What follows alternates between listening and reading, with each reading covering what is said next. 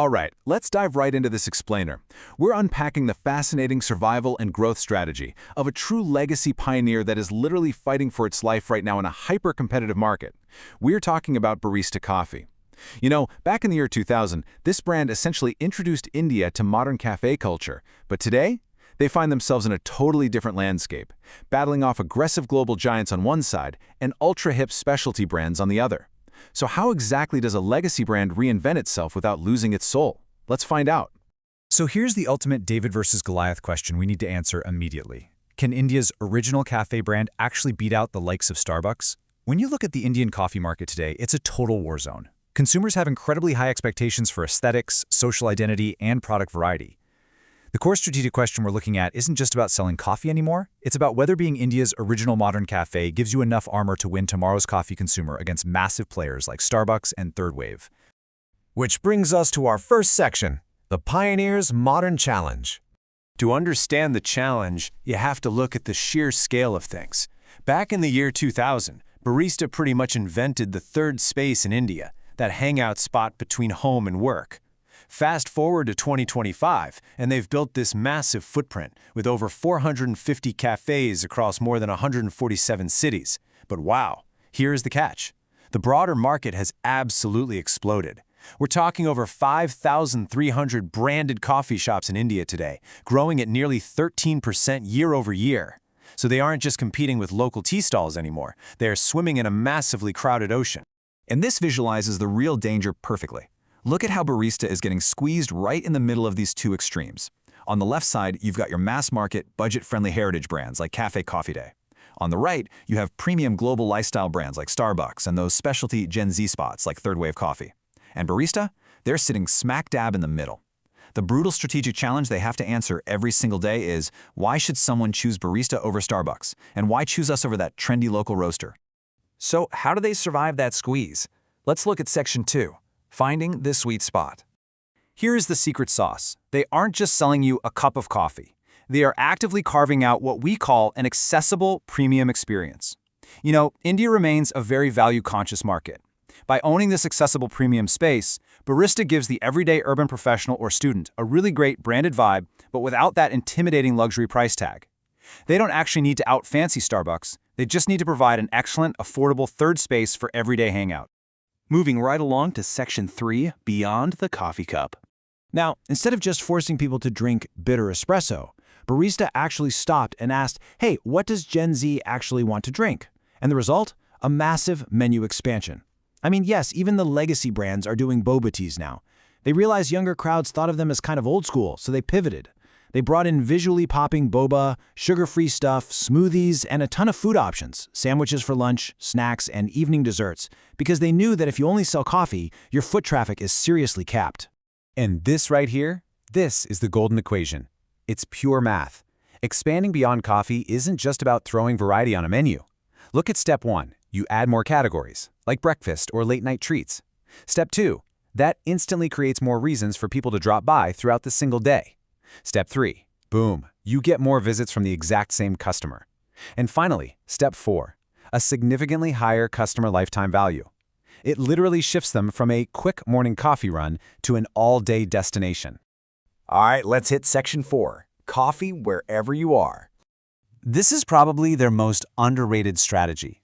There's a fundamental shift happening in how we consume coffee, and they are totally leaning into it.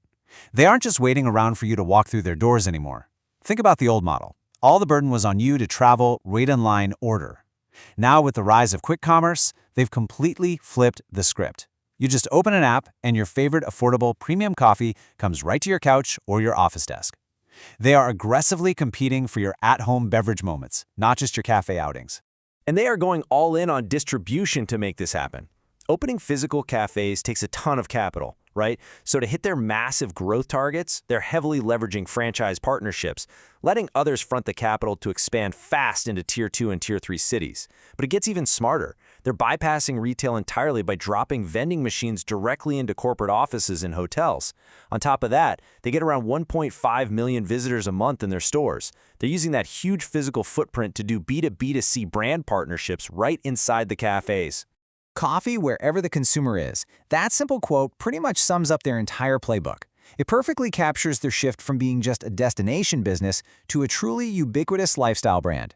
If you only rely on foot traffic, you're chained to expensive real estate and rising rents.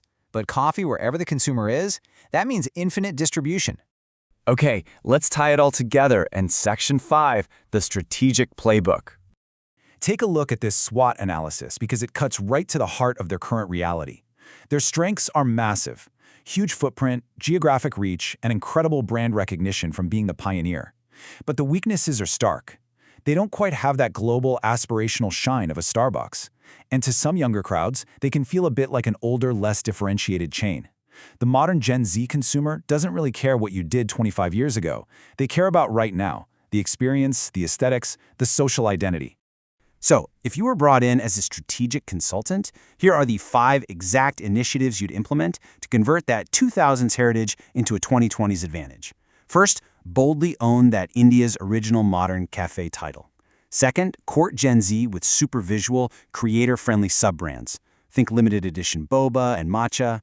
Third, take your absolute best locations and turn them into Instagram-worthy hotspots to drive organic content.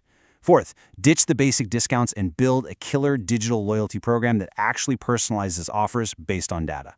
And fifth, guard that affordable premium space with your life. Never go too cheap, never go too fancy. When you stack all of that up, you get this beautiful, unstoppable strategic flywheel. It all starts with that strong pioneer heritage.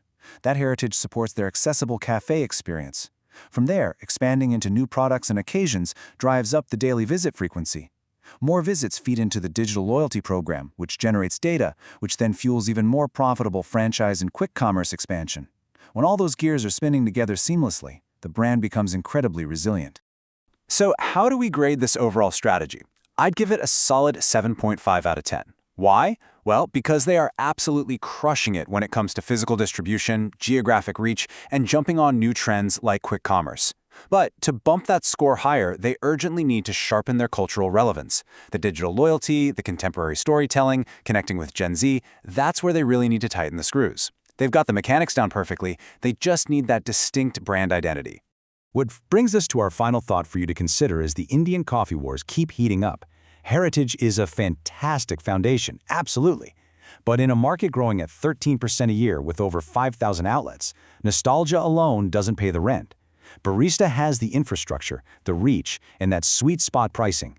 The real test is going to be whether they can execute that digital storytelling before the specialty brands capture the next generation entirely. So I'll leave you with this. In a market utterly obsessed with whatever is new and trendy, can a 25-year-old pioneer really convince Gen Z that they're still cool, or is nostalgia just a recipe for extinction? Let that sink in.